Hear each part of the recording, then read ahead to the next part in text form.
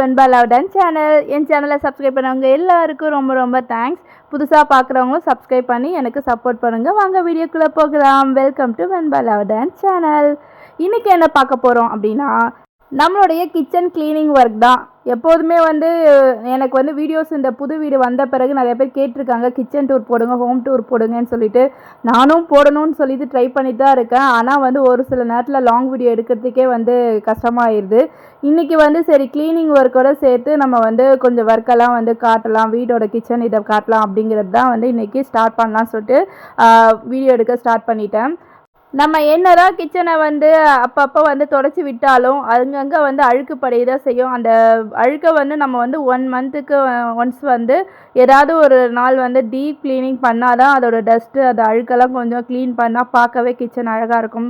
அதுபோல் தான் என்னதான் நான் அடுப்படியை டாப் பாட்டம் எல்லாமே நம்ம க்ளீன் பண்ணாலும் இந்த கபோர்டு ஒர்க்கு அந்த இன்டீரியர் ஒர்க்கில் இருக்கிற டஸ்ட்டு இது எல்லாத்தையுமே நம்ம அப்பப்போ கொஞ்சம் க்ளீன் பண்ணி வச்சா தான் பார்க்கவும் நல்லாயிருக்கும், நம்மளும் கொஞ்சம் மெயின்டைன் பண்ணால் நல்லாயிருக்கும். இவருமே சொல்லிகிட்டே இருப்பார், வீடு வாங்கினா போதாது, அதை மெயின்டைன் பண்ணுறது உன் கையில் தான் இருக்குது அப்படின்னு சொல்லிட்டு.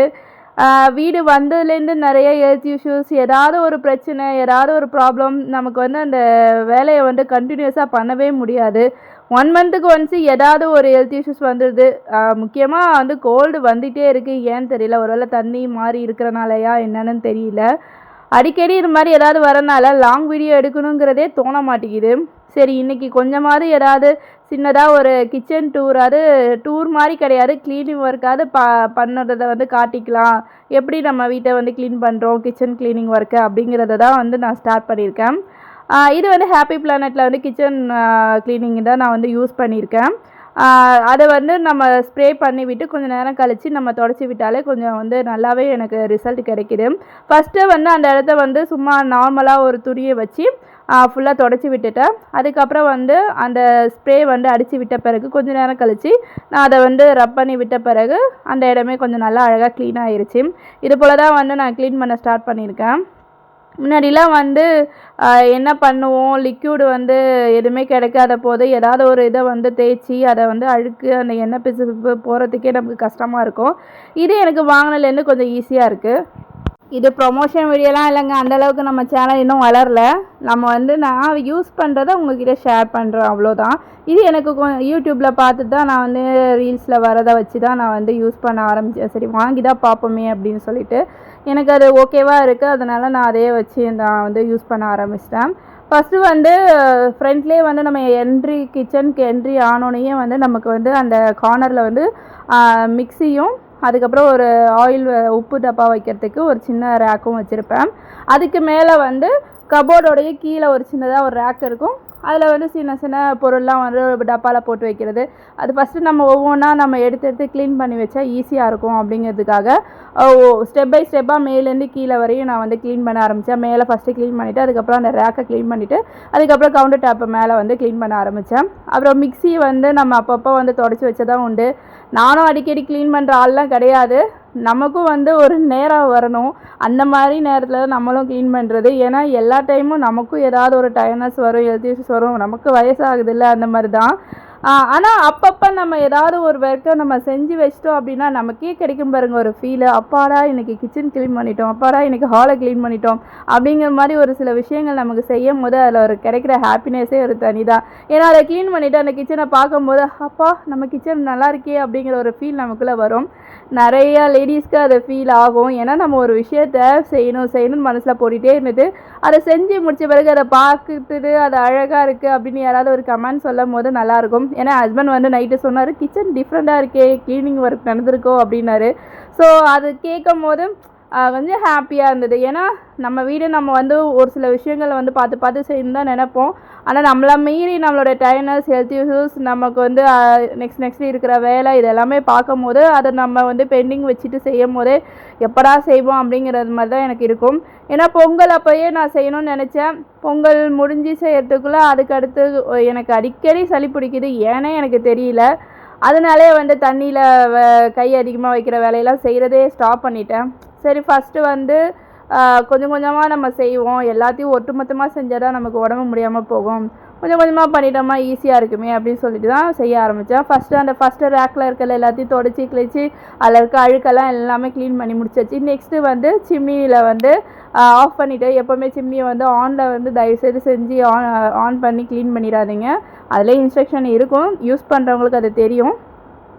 ஆஃப் பண்ணிவிட்டு அதுக்கப்புறம் அதுலேயும் ஸ்ப்ரே பண்ணிவிட்டு நம்ம வந்து டீப் க்ளீன் பண்ணியாச்சு. ஒரு இடமா அப்படியே ஒன் பை ஒன்னாக தான் நான் வந்து க்ளீன் பண்ண ஆரம்பித்தேன். ஒவ்வொரு இடத்துலையும் வந்து ஸ்ப்ரே பண்ணி விட்டு கொஞ்சம் நேரம் கழித்து அதை யூஸ் பண்ணிட்ட பிறகு நான் க்ளீன் பண்ண ஆரம்பிச்சிட்டது. அப்பப்போ நம்ம இது க்ளீன் பண்ணிட்டால் கொஞ்சம் ஈஸியாக இருக்கும். அதுக்கு கீழே ஒரு சின்ன ரேக் மாதிரி ஒன்று இருக்கும், அதில் வந்து ஆயில் வந்து படிஞ்சிருக்கும். அதை அப்பப்போ நம்ம வந்து எடுத்து சேல்ஸ் பண்ணும் போதே சொல்லுவாங்க இன்ஸ்ட்ரக்ஷன், இதை வந்து அப்பப்போ எடுத்து ரேக்கை வந்து க்ளீன் பண்ணுங்கள் அப்படின்னு. வாங்கி இன்னும் 1 இயர் ஆகலை, அது சர்வீஸ் வேறு இருக்குது, அதுக்கு வேறு கூப்பிடணும், அது வேறு சொல்லிகிட்டே இருந்தேன் நான். ஸோ அப்பப்போ அந்த சர்வீஸை வந்து யூஸ் பண்ணிக்கிறது நல்லது. அப்புறம் இயர் முடிஞ்ச பிறகு அதுக்கப்புறம் நம்ம வந்து காசு கொடுத்து தான் நம்ம வந்து க்ளீன் பண்ணுற மாதிரி இருக்கும், சர்வீஸ் பண்ணுற மாதிரி இருக்கும். அதுக்கப்புறம் கேஸ் ஸ்டவ்வுக்கு கீழே இருக்கிறத எல்லாத்தையுமே க்ளீன் பண்ணியாச்சு. ஃப்ரைடே தான் நான் கேஸ் ஸ்டவ் எல்லாமே க்ளீன் பண்ணேன். ஸோ சிம்பிளாக வந்து மேலே கீழே லைட்டாக வந்து தொடச்சி மட்டும் ஃபுல்லாக விட்டுட்டேன். ஏன்னா ஃப்ரைடே வந்து நம்ம சாமி கும்பிடும் போது டீப் க்ளீன் கிச்சன் அடுப்படையை மட்டும் கொஞ்சம் சுத்தமாக வச்சுக்கணுங்கிறனாலே வந்து அந்த இடம் மட்டும் கொஞ்சம் க்ளீனாக இருக்கும். அதனால் அதையும் ஃபுல்லாக வந்து கேஸ் ஸ்டவ்வுக்கு அடியில் இருக்கிற எல்லா ஸ்டெயின் எல்லாத்தையுமே வந்து க்ளீன் பண்ணி முடிச்சாச்சு. நெக்ஸ்ட் வந்து அந்த கார்னர், நம்ம மேக்ஸிமம் வந்து சமையல் செஞ்ச பாத்திரம் எல்லாமே வந்து அந்த கார்னரை தான் வைப்போம். அந்த இடத்துல வந்து அடிக்கடி வந்து நமக்கு சிந்துறது, ஆயில் வந்து படுறது எல்லாமே இருக்கும். நம்ம ஒவ்வொரு இடத்துலையும் ஆயில் படாத இடமா இருக்கவே இருக்காது. அப்போயே அதை தொடச்சிட்டோம் அப்படின்னா நமக்கு ஈஸியாக இருக்கும். அதை விட்டுட்டு நம்ம நாளைக்கு தொடச்சிக்கலாம் அப்படின்னு நம்ம நினச்சாலே கிச்சன் அழுக்காக தான் ஆகும். ஸோ அதனாலேயே வந்து அப்பப்போ ஏதாவது ஒரு டவலை வச்சு நம்ம க்ளீன் பண்ணி விட்டுட்டோம்னா நமக்கு ஈஸியாக இருக்கும். அதுக்கேற்ற மாதிரி தான் இந்த இடத்துல கார்னரில் வந்து நம்ம அந்த பாத்திரம் வைக்கிறனால அதில் தண்ணி படிஞ்சு அந்த இடத்துல வந்து கார்னர் மட்டுமே வந்து உப்பு கரைப்பட்ட மாதிரியே இருந்துச்சு. அதுலேயும் வந்து ஸ்ப்ரே பண்ணி விட்டு ஃபுல்லாக வந்து க்ளீன் பண்ணி தொடச்சி விட்டாச்சு. இது எல்லாமே தொடச்சி முடித்து எல்லாத்தையும் எடுத்து வச்ச பிறகு தான் அப்பாடா அப்படிங்கிற மாதிரி இருந்துச்சு. இது க்ளீன் பண்ணுறவங்களுக்கு மட்டும்தாங்க தெரியும் அந்த ஃபீலிங்ஸு. ஏன்னா அதை அனுபவிக்கிறவங்களுக்கு, அதை வேலையை செய்கிறவங்களுக்கு மட்டும்தான் அதோட அப்பாடாங்கிற மீனிங்க்கு அர்த்தமே புரியும். அந்த இடத்தையும் க்ளீன் பண்ணியாச்சு. அதுக்கப்புறம் கீழேயும் வந்து மேட்லாம் எடுத்துகிட்டு அந்த இடத்தெல்லாம் கூட்டிகிட்டு அங்கேயும் மாப் போட்டு ஃபுல்லாக க்ளீன் பண்ணி முடிச்சாச்சு. அந்த சைட் பை சைட்லேயே பாப்பா பசிக்குதுன்னா சரி அவளுக்கு சாப்பாடு கொடுக்கணும்னு சொல்லிவிட்டு ஃபிஷ்ஷு வந்து அன்றைக்கி நான்வெஜ் தான் பண்ணியிருந்தேன். சரி ஃபிஷ் ஃப்ரை பண்ணி கொடுத்துட்டு அவளுக்கு சாப்பாடு கொடுத்துட்டு அவள் பாட்டுக்கு வந்து சாப்பிட்ற வேலையை பார்த்துருவா. நம்ம வந்து வேலையை நம்ம வந்து கொஞ்சம் சீக்கிரமாக முடிச்சுட்டு நம்மளும் போய் லஞ்ச் சாப்பிட்டுக்கலாம் அப்படின்னு சொல்லிட்டு ஃபஸ்ட்டு மேலே இருக்க க்ளீனிங் ஒர்க்லாம் முடிச்சிட்டேன். நெக்ஸ்ட்டு வந்து சமையல் செய்யணுமே சொல்லிட்டு ஹேண்ட் வாஷ் பண்ணிவிட்டு அவளுக்கு வந்து ஃபிஷ்ஷை மட்டும் ஃப்ரை பண்ணி கொடுத்துட்டு நெக்ஸ்ட்டு வந்து நம்ம அடுத்த வேலையை பார்க்கலாம்னு சொல்லி தான் நான் ஸ்டார்ட் பண்ணேன். ஃப்ரிட்ஜில் வந்து ஃபிஷ்ஷை வந்து மசாலா போட்டு உள்ளே வச்சுட்டேன். அதுலேருந்து எடுத்து வச்சிட்டேன் ஃப்ரீசர்லேருந்து. அதுக்கப்புறம் அது ஒரு சில்னஸ் போன பிறகு அதையும் வந்து ஃப்ரை பண்ணி அவளை சாப்பாடு கொடுத்தாச்சு. அதுக்கப்புறம் வந்து கீழே இருக்கிற பொருள் எல்லாமே எடுத்துகிட்டு அந்த பாத்திரம்லாம் நம்ம வந்து வாஷ் பண்ணி மேலே வச்சாலாம் அந்த கவுண்டர் டாப்பே வந்து ரொம்ப ஃபுல்லான மாதிரி இருக்கும். ஏன்னா நமக்கு ரொம்ப சின்னதாக இருக்கும் கவுண்டர் டாப். கிச்சன் சைஸ் பெருசாக இருந்தாலும் இந்த பக்கம் நமக்கு ஃபுல்லாக கபோர்டு ஒர்க் இருக்கும். ஸோ அங்கே வந்து நம்ம பாத்திரம் வைக்கிறது, ஃப்ரிட்ஜ் வச்சுருவோம். அதுக்கப்புறம் டாப் அந்த மசாலா பொருள், நம்ம மளிகை ஜாமான் வைக்கிறது, இது எல்லாமே நமக்கு ஒரு பக்கம் கவர் ஆயிரும். ஸோ நமக்கு வந்து அந்த ஸ்லாப் ரொம்ப சின்னதாக இருக்கும். அதுலேயும் இந்த பாத்திரத்தை எடுத்து மேலே வச்சிட்டோம்னா அந்த இடமே ஃபுல்லாக கவர் ஆன மாதிரி இருக்கும். ஸோ அதனால் வாஷ் பண்ணிவிட்டு வாட்டர் வந்து ட்ரைன் ஆன பிறகு அதை எடுத்து கீழே வச்சுருவேன். அப்படி தான் மாற்றி வச்சுக்கிறது. நமக்கு எப்படி ஃப்ளெக்சிபிளாக இருக்கோ அதுக்கேற்ற மாதிரி பண்ணிக்கிறது தான். ஸோ அந்த இடத்தையும் இருக்கிற எல்லாத்தையும் எடுத்து வச்சுட்டு க்ளீன் பண்ணி ஸ்டார்ட் பண்ணியாச்சு. இன்றைக்கி வந்து லைஃப்பில் ஒரு விஷயம் நான் உங்ககிட்ட ஷேர் பண்ணணும்னு நினைக்கிறது என்னென்னா, நானுமே வந்து சோம்பேறி தாங்க. ரொம்ப வந்து வேலை செஞ்சுக்கிட்டே இருக்கிற ஆள் கிடையாது. அதே மாதிரி காலையில் இவங்களை வந்து பாப்பாவை ஸ்கூலுக்கு அனுப்பிட்டு ஹஸ்பண்ட் வேலைக்கு அனுப்பிட்ட பிறகு நமக்கு என்ன தான் நம்ம ஃப்ரீயாக இருந்தாலும் நமக்கும் ஒரு டைனஸ் இருக்க தான் செய்யும். கொஞ்ச நேரம் ஃப்ரீ டைம் ஏதாவது ஒரு மூவி நான் போட்டு விட்டுருவேன். மூவியை பார்த்துக்கிட்டே வேலை செய்வேன். மேக்ஸிமம் நான் வந்து சாங்ஸ் கேட்டுகிட்டே நான் வேலை செஞ்சேன்னா எனக்கு கொஞ்சம் ஸ்ட்ரெஸ் ஃப்ரீயாக இருக்கும்.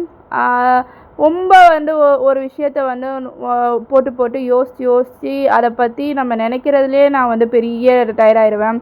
ஸோ ஆஃப்டர் மேரேஜுக்கு அப்புறம் லைஃபு, குழந்த, ஹஸ்பண்டு, வீட்டு வேலை இந்த மாதிரி எல்லாமே ஆரம்பித்த பிறகு நான் வந்து ஒரு வேலை செய்யணும்னு சொல்லி பிளான் பண்ணி ஆரம்பித்ததான் யூடியூப் சேனல். ஏன்னா வெளியே போய் இப்போதைக்கு என்னால் பண்ண முடியாது. ஒர்க் ஃப்ரம் ஹோம் பண்ணிட்டு இருந்தேன். அதையும் அதுக்கப்புறம் ஸ்டாப் பண்ணிட்டேன். இப்போ நான் வெளியே போய் வேலை பார்க்கணுன்னா குழந்தைய பார்த்துக்கிறதுக்கு ஆள் கிடையாது. யாராவது பெரியவங்க இருந்தால் தான் நம்மளும் விட்டுட்டு போக முடியும். இந்த காலத்தில் யாரையும் நம்பி விட்டுட்டு போக முடியாது. நம்ம குழந்தைங்கள நம்ம பார்த்துக்கிற மாதிரி மற்றவங்கள பார்த்துக்குவாங்களா அப்படிங்கிற டவுட்டு எல்லாருக்குமே இருக்கும். சேஃப்டி இருக்காது ஃபர்ஸ்ட் ஆஃப் ஆல். ஸோ அதனாலேயே வீட்டிலேருந்து ஏதாவது ஒரு வேலை செய்யணும் அப்படிங்கிறதுக்காகவே நான் ஸ்டார்ட் பண்ண தான் யூடியூப் சேனல். ஏன்னா அதுக்கு முன்னாடி நான் ஃபுல் அண்ட் ஃபுல்லி போகிறது எல்லாமே குழந்தையோட வீடியோஸாக தான் இருக்கும். நீங்கள் என்னுடைய ஓல்டு வீடியோஸ்லாம் பார்த்தீங்கனாலே தெரியும். நான் பிரம்ம முகூர்த்த பூஜை பண்ண ஆரம்பித்த பிறகு எனக்கு ஒரு ரிசல்ட் கிடைச்ச பிறகு தான் நான் சரி ஓகே நம்ம இதை வீடியோவாக போடலாம் அப்படின்னு சொல்லி ஸ்டார்ட் பண்ணது. நான் எடுத்தோடனேலாம் நான் பூஜை பண்ணதெல்லாம் நான் போட ஆரம்பிக்கலை. கொஞ்ச நாள் ஆன பிறகு தான் நான் பூஜை பண்ணுறதையும் வீடியோவாக போட ஆரம்பித்தேன். அப்புறம் முருகருக்கு வெற்றிலை தீபம் போட ஆரம்பித்தேன். ரொம்பவே பிடிச்ச 2 கடவுள் அப்படின்னா முருகர், ஐயப்பன். ஏன்னா இந்த ஐயப்பனுக்கு மாலை போட்டாலே எனக்கு ரொம்ப பிடிக்கும். வீடே ஒரு வைப்பில் இருக்கும். நம்மளே ஏதோ கோயிலில் இருக்கிற மாதிரி ஒரு ஃபீல் இருக்கும். அதே மாதிரி முருகனுக்குமே நான் மனசார ஆழ்ந்து கும்பிட்ற ஒரு சாமின்னா அது முருகர் தான். ஸோ இந்த மாதிரி ஒரு விஷயம் நம்ம லைஃப்பில் நான் ஒரே ஒரு விஷயம் சொல்கிறது என்னென்னா, உங்களுக்கு ஏதாவது ஒரு பிரச்சனைன்னு ஒன்று இருந்துச்சுன்னா தயவு செய்து அந்த பிரச்சனையை பற்றி யோசிச்சிட்டே இல்லாமல் ஏதாவது ஒருல கான்சன்ட்ரேட் பண்ணுங்கள். நானுமே அப்படி தான் எதையாவது யோசிச்சுட்டு ஐயோ அவங்க தப்பாக நினச்சிடுவாங்களோ இவங்க தப்பாக நினச்சிடுவாங்களோ, நம்ம தெரிஞ்சு தெரியாமல் ஏதாவது பண்ணியிருந்தா கூடயோ அவங்களுக்கு ஏதாவது தப்பாக நினச்சிடுவாங்களோ அப்படிங்கிற லைஃப் ஸ்டைலே வாழ்ந்துட்டு இருந்தேன். ஆனால் அதையும் கொஞ்சம் மாற்றிட்டு உங்களுக்கு பிடிச்ச ஒரு விஷயத்தில் கான்சன்ட்ரேட் பண்ணுங்கள். அது வேலையோ வீட்டு வேலையோ ஏதாவது ஒரு விஷயத்தில் மியூசிக் கேட்குறது, டான்ஸ் ஆடுறது, இந்த மாதிரி ஏதாவது ஒரு விஷயத்தில் கான்சன்ட்ரேட் பண்ணுங்கள். எதையும் நினச்சி ஃபீல் பண்ணுவீங்க, லைஃப் ரொம்ப ஹாப்பியாக இருக்கும். ஏன்னா ஃபீல் பண்ணி என்னதாங்க ஆக போகுது? உங்கள் லைஃப் தான், உங்கள் உடம்பு தான் வீணாக போக போகுது. அதுக்கு எதுக்கு ஃபீல் பண்ணாலும் கொஞ்ச நேரம் ஃபீல் பண்ணிவிட்டு அதுக்கப்புறம் தூக்கி எறிஞ்சிட்டு உங்கள் லைஃப்பை பாருங்கள். அப்படி சொல்லிட்டு ஒரு வழியாக கிச்சனை க்ளீன் பண்ணிவிட்டு அப்புறம் துணியெல்லாம் துவைச்சி அதையும் காய போட்டுட்டு எல்லாத்தையும் வேலையும் முடித்த பிறகு தான் கொஞ்சம் ஹாப்பியாக இருந்தது. உங்களுக்கு இந்த வீடியோ பிடிச்சிருந்தா வீடியோ லைக் பண்ணிவிட்டு ஷேர் பண்ணிவிட்டு எனக்கு கொஞ்சம் சப்போர்ட் கொடுங்க. அதுக்கப்புறம் ஷார்ட்ஸில் நிறையா வீடியோ போடுவோம், அதையும் பார்த்துங்க. எனக்கு சப்போர்ட் பண்ணி உங்கள் எல்லாருக்கும் தேங்க்ஸ். பாய்.